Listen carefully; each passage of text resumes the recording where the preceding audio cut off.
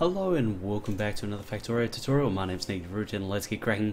Today I'm going to try and cover off on what I'm thinking about when I'm doing a build. Now we're back in my Let's Play factory. This is the little one I recreated to demonstrate the central bus.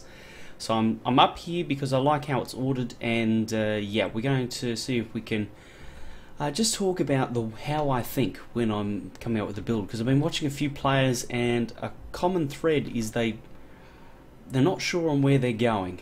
They've got to take a bit of a time to figure things out. So what we're going to do is we're going to do a few builds. We're going to demonstrate how I think, and we're going to see if I can kind of bring you guys into my philosophy when I'm doing a build.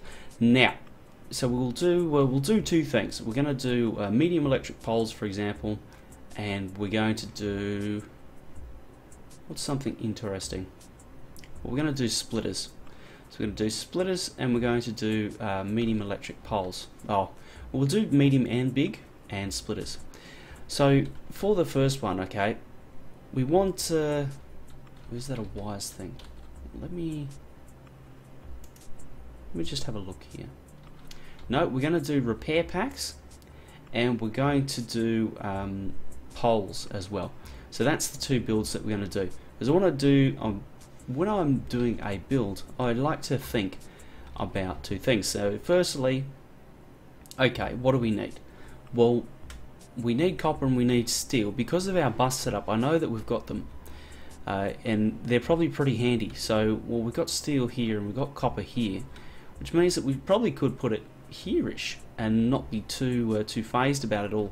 This is kind of a trunk line, so we need to be we need to make sure we don't put anything too heavy on it. Now, I know that we won't be putting anything too heavy on it because it is well, it's only power poles after all. So here's something I prepared earlier. I didn't actually prepare it earlier, but I'm going to run with it, and that's going to work out nicely. So we'll go there and there, get the underground belt. Okay, now I've got my two products that I need. Now I need to think about where it's going to go. Because it's power poles, I'm going to put them into a box. I just want to box them up, have them there, so that if I need them, I can run along, I can pick them up, and Bob's your Uncle, Freddy's your aunt. So, with that in mind, we'll just we don't really need to have anywhere in particular in mind to send them. Now I'm going to change this slightly. Pick this up because I'm thinking on the fly what I want to do here. Now the reason I'm doing this is I want to keep it away from any kind of blue science build that I'd do here if I was actually playing this factory for real. So I've got my two lines, they're heading down in this direction. So now I need to put down my factories.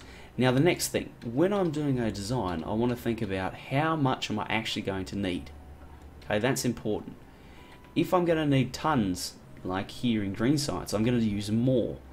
If I'm only going to need a few every now and again, I'm just going to do one lone factory. And the same thing for the big power poles. So, it's just a simple matter of throw one down, throw a second one down. I'm not going to need half a dozen of them because I don't really need the burst capability of throwing out a ton of them. Now we'll do that and that. Now we need two, long-handed inserters, already got them. Happy days. Smart inserter. Excellent. So we'll hook these up. Oops. Now we just need slow inserters, take them out, conveyor belt, and a box, a smart box. That's what we need. Now then, I'll hook this up to the circuit network so that I can control when it's all put in and out. And there you go. That's pretty much a design just on the fly. I've based it off, what I want to do here. How much am I going to need? Work and work. Now work while ever there is less than less than 5, and this one's going to be the same thing except for this. Okay, because I've thought, alright, well I'm not going to need tons and tons of them, I can just make do with this much. You know, I'm boxing them up because that's all I need to do with them. I don't need to take them anywhere in the factory, I don't need to rebalance it. You know, and that's how I've come up with that design. It's a pretty straightforward design, and once you start, it's just a matter of practice with this entire thing. Now, the next thing we want to do is we want to do repair packs. Now, the reason I picked repair packs is because I'm going to want a lot of burst ability. I want to be able to get a lot of them, and a lot of them fast, because you know, I'm going to be under attack, and when I'm under attack I'm going to need a that's not connected. That explains why this thing is not running as fast as I thought it should be. Okay, there we go. They're running flat out. Happy days. Now so yeah, repair packs. Now the reason I picked repair packs is because I'm going to want a lot of them fast. So I'm going to want to put this somewhere near the main bus line, okay? Because I'm going to need a lot of resources here. So here is the circuits, here is the main bus line for iron. So yeah, let's start thinking about a build. Now, if I'm saying that I want a lot of them fast, we're going to need a lot of throughput. So that means full lines where I can. Okay, so I'll just take this up north. So this will kind of be the top end of the build, because I'm going to want more than one factory. Okay, let's say we run with 4. That seems good to me. Now, the next thing we're going to want to do is have a factory that's actually going to look after the gear wheels for us. Now, because I'm using more than one of them, I'm not going to direct insert. I know I advise against putting things on like iron gear wheels on belts, but I'm starting to move away from that ironclad rule and move towards a situation where if you can actually run it off a belt, there's no reason not to. Okay, that's too far. So there's no reason not to run these off a belt, because you know the capacity is there, we can do it. If we had, you know, 1 million of these, then we're never ever going to keep up. In here, we're never going to keep up if we put these onto a belt, but direct insertion we are. So that's the thoughts there. Now this, we need to do something like this. Scratch that, and we'll put it there. So I want to take it out, put it on a belt, take it up north. There we go. This is going to be the output belt. Happy days. So I need to get my now I need to point something else out. Notice how I'm building backwards. I'm not starting with the gear wheels, I'm starting with what I'm finishing up with. I'm going to finish up with these, and I'm building everything so I know that where it's going to end up, and then I can fill out and work out in another way. If I was building gear wheels first, I'd probably have them in here somewhere, and that's going to lead me into a bit of trouble with regards to getting the iron in, because I'd have to use a long inserter, which is okay, but you know, over here in situations where I build it backwards, I've worked out, alright, well if this goes here, then everything else can flow on from that. Same thing down here. So try and build backwards where you can, because it will help you. Now, that there, we want a couple of these. Oh, here's 50 I prepared earlier. Whoops. Anyway, so no, that's not quite close enough. No, I'll put it there, there. And this kind of building technique should become fairly familiar to most people by now. Everyone's kind of building this way. I would just argue I do it better.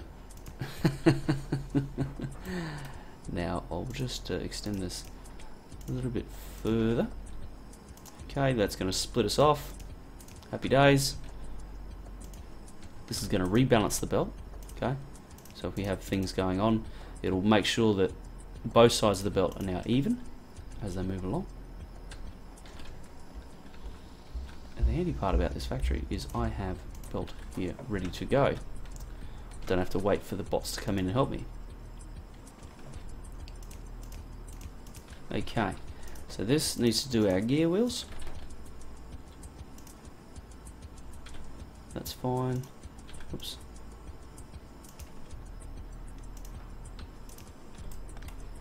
Now we want to just rebalance it so we've got the compression. Now, what we'll do is we'll actually come on this side with the smart inserters, and I'll show you why shortly. And we need the outputs.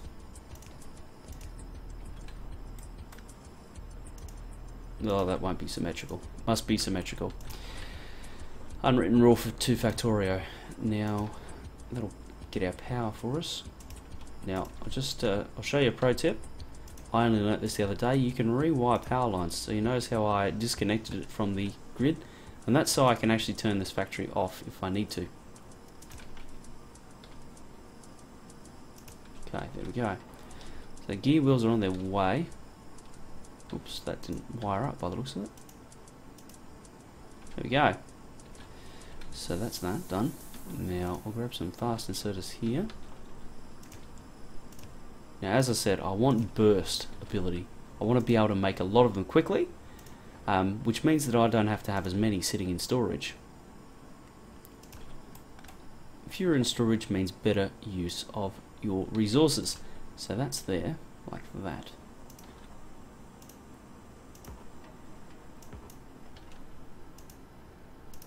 Okay, we'll just wire that up, 1, 2, 3, and I need one more. Here it is. There, like that. Now the condition is build less than, build if there's less than 10. Now, this is panicking because there's no wire. I just need to rewire that so it doesn't hook into the existing power network. So you can see that it's going to burst and build a lot of them very, very quickly. And then suddenly, it'll turn off, which is excellent. That's exactly what we want. We want that ability to make tons very quickly. So if I pick these up, it'll suddenly be like, boom, let there be repair packs by the thousands. So that means if, for example, if we got a big attack and suddenly we needed a ton of repair packs, it would be able to do it very quickly, and then it would turn itself off. So in this way, I've kind of kept an eye on, okay, what do I want to do? I want to have big capacity. I want to build lots of them very, very quickly. And, that works. So it's all very, very nice. That's how we do that one. Over here, we didn't really need as much capacity. We just wanted, a small build that was going to keep us out of trouble. And, I'll take all of them, actually.